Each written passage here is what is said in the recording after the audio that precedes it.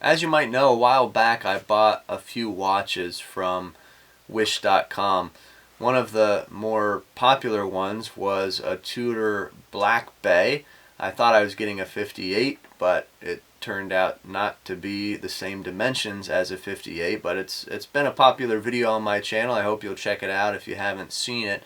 But I also bought 3 other watches, and in a previous video I unboxed those watches, and in that unboxing video I was very emphatic to mention that you should never buy a watch from Wish.com. Why did I say that?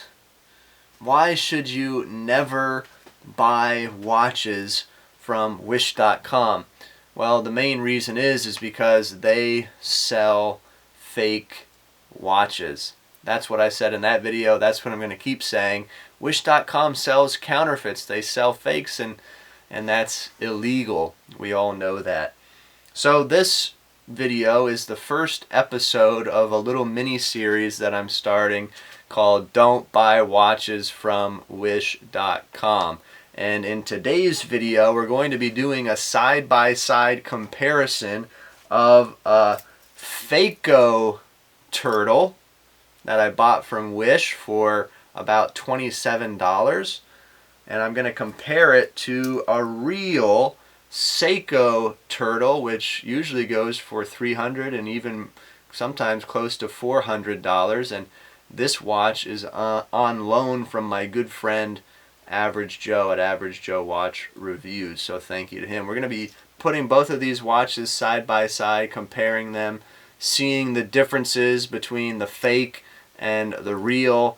Of course, we know the real is much better quality, but how much better? And so we're going to find those things out in today's video. I want this comparison to be fun and casual, so please leave a like even before we get into it. Subscribe if you're not subscribed. But without further ado, let's compare the Feiko to the real Seiko. Well, here they are on the table, the Feiko and the genuine Seiko. I wonder, as they sit there, can you tell which one is real and which one is fake? We're going to reveal it in a second if you can't already tell. But just again, quick thank you to Average Joe. Go check him out if you don't know him. If you've never been to his channel, stop by, subscribe, watch his videos. He's got some good stuff over there. He loaned in the genuine Seiko for today's video, so big shout out to him. If you don't know, the real one is this one right here on the left. Just get a quick close-up shot of it. Take a peek at it. And the Feiko from Wish is here on the right. So I'm going to try and keep them in their same corners for this comparison. So I'll try and keep the fake one on the right throughout the video and the real genuine turtle on the left. So just what I want to do is, first of all, I want to take some measurements, because when I first saw these watches, I said it looks like the Feiko is a little bit bigger. So let's take some measurements and really find out if that might be true or if it's not. So I'm going to start off by measuring the real genuine Seiko here. Let's check the case diameter here. Now these turtles are a little bit bigger. You can see that's coming in right around 44.5 millimeters for the genuine, and then the Feiko is right about the same, honestly, 44.5. So that was a surprise there for me to measure that. I could have sworn that the fake was larger. Let's check the lug-to-lug distance from the case, or the lugs itself, not the bracelet. So let's try and get that there. Looking about 47.7 or so for the genuine. wipe off my fingerprints there. And for the Feiko, it's a little bit larger, a few millimeters. Well, actually, let's see if I can get it right on the lugs here. A couple millimeters larger, 47.9 looks like it's coming in at. For the Feiko, let's check the thickness of the genuine Seiko. Here, about 13.5 thickness for that. And the Feiko is right about the same, maybe slightly thicker, but pretty close. Let's see, lug width is going to be the same too, about 22 millimeters, I believe. So the dimensions are pretty much spot on for the Feiko, which I was kind of surprised at.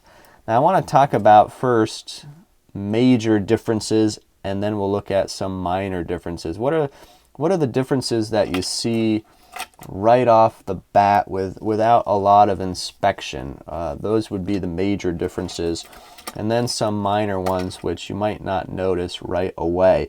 So obviously the major difference first that I noticed is that the Feiko over here on the right, it says automatic on the dial like the original, but as you can see, that second hand is ticking away because it is not an automatic, it's a quartz. And when I bought this watch, I thought I was getting an automatic, but I was sent a quartz. So that's the first major difference here. The second one, you have to kind of turn the watches to their sides, because although at first glance the case shape looks the same, they're actually quite different. As you can see on the genuine, it's kind of hard to see with the reflection, but as you can see, it's just a straight curve. It's a unique shape. It's just from the bottom of the case, it's just a nice smooth curve there on the side. Now compare that to the Feiko. You can see it's not as smooth. It's there's kind of a beveled edge there on the side of the case that kind of gives a portion of the case almost a flat look. So it's not just one nice smooth curve. It's almost broken up with this large bevel almost. So that's something that I noticed about the case shape. Then as you look down by the crowns here, you can see the beveling down in there is quite different on the Feiko. So that's a difference. And also the case finishing. You can see it's brushing on the top of the case of the genuine, and it's completely polished all the way around the case on the Feiko. So they got that wrong completely. Brushed, polished. Another major difference is the crown. Of course, on the genuine, the crown is a screw down crown, and you have to unscrew it, pop it out to be able to use it. Now on the Feiko, let's see if I can screw this back in. The Feiko is not a screw down crown. It's just a push pull crown, as you can see. So disappointing. But what do you expect for $27? And also, if you look at the crowns, you can see that the design is slightly different. The coin edge does not go all the way out to the edge of the crown like it does over here, and the coin edge is much more well done on the real thing than this fake one. This fake Feiko seems like the crown might be made out of plastic. I'm not quite sure on that. Now, another major difference is the dial. You can just tell right away as you look at the Feiko dial that just something's off. The color is not right. And then you look at the indices and you can tell that they're not right either. Sure, they might have the same general shape, but definitely not as crisp and clear. and just kind of ugly looking in my opinion, and they're definitely not applied. It's kind of like they just like made them pop out of the dial or something like that. I'm not sure, but definitely big obvious difference there with the dial. Now honestly, the hands for the Feiko are not too bad. They look pretty good, but the dial itself, an obvious giveaway that this is a fake watch. Now we have to check the Lume because we know Seiko's Lume is amazing, so let's see how the Feiko does in that category. Let me charge these two up and put them side by side for a quick Lume comparison. Well, there you go. I don't know how clear it's coming in, but you can tell just from the quick charge up that I gave that the Seiko on the left, the Lume is much, much better. Look how quickly the Feiko is just fading away on those indices. Really, really terrible.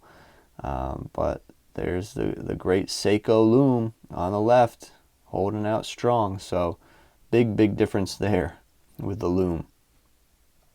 All right, now that we've got the major differences done, let's go through the minor differences. We'll try and do these a little bit quicker. One of the first ones that I noticed was the bezel pip. It actually protrudes out of the bezel on the fake watch, and that is not the case on the genuine. That is actually recessed into the bezel. Also, the bezel coin edge is different. As you look down upon the face of the watch, you can tell that these ridges, the coin edge is much more pronounced than it is on the genuine Seiko. And then even if you turn it this way, you can see that even the design, though similar, is not the same for that coin edge. Also, the bezel action is a big difference that you can feel and hear. Let me try and pick that up. Hopefully you can hear it. I am wearing a microphone on my body, so let's see if you can hear this. This is the Feiko. A lot of back play too, but just a cheap feel, cheap sound. Get the genuine Seiko and it's what you expect. It's that Seiko bezel that some people describe as mushy. But it's what you're familiar with, and the action just feels a lot better, and it doesn't feel cheap in any way. Another thing that I noticed for a minor difference was the date window, or the day and the date window. You can tell on the genuine it seems more clear, more crisp, maybe even slightly larger. And then on the Feiko you can see that first of all, the day is off, and really I couldn't get it to get straight. So that's disappointing. Bad quality control there. But just a poor job on the date window itself. Let me show you that if I can here. Try and change the day on camera. So there, see, it's not straight.